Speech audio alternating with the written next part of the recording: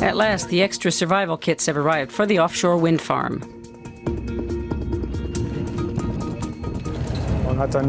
We only had one survival pack for 6 people. If a storm blows up out of the blue and we can't be picked up by boat, then we have enough food to stay on the facility for 2 or 3 days. When we go offshore with more than 6 people, we have to take additional survival rations with us.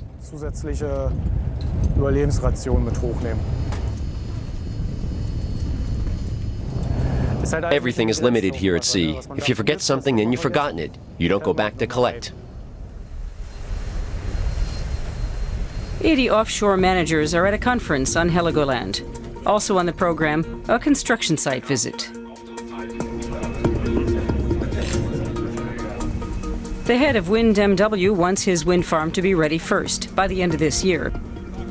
RWE and Aeon are hot on his heels. But these companies are not responsible for connecting the turbines to the grid.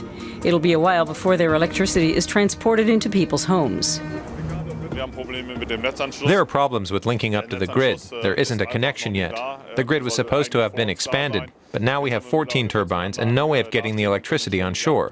That's obviously not a good scenario. Up to now, Heligoland has mainly attracted day trippers who come here for a stroll, do a bit of shopping, and then return to the mainland.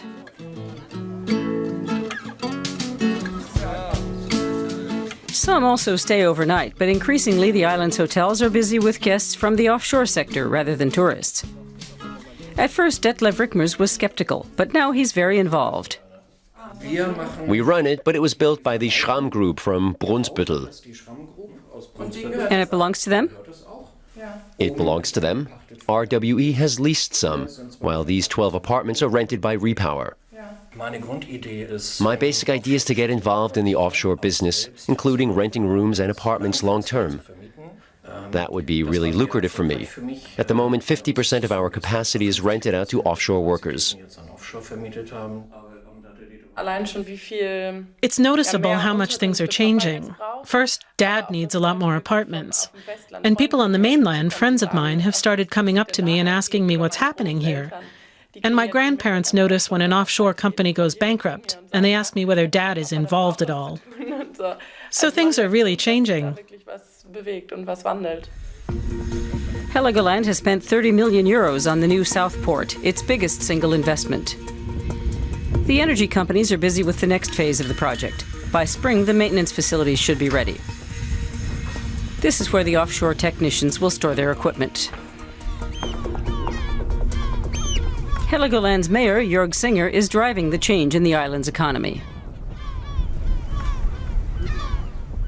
Heligoland is currently sailing very close to the wind in terms of spending and costs. We're increasing our debt levels.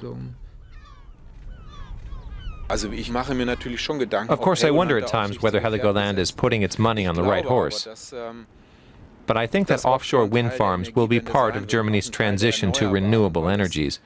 It'll boost our energy producing capacity, and we'll need that if we're really serious about phasing out nuclear power. It will be Stefan Schröder's responsibility to maintain the wind turbines over the coming years. The job is well paid and permanent. Now it's time to go back. We've had a good day. No one's been hurt. Nothing is broken down. Everything's fine. Part of the attraction of the job is that it has an element of adventure. Stefan Schröder and his colleagues are the island's new guests. Heligoland has set its course for a future with wind power.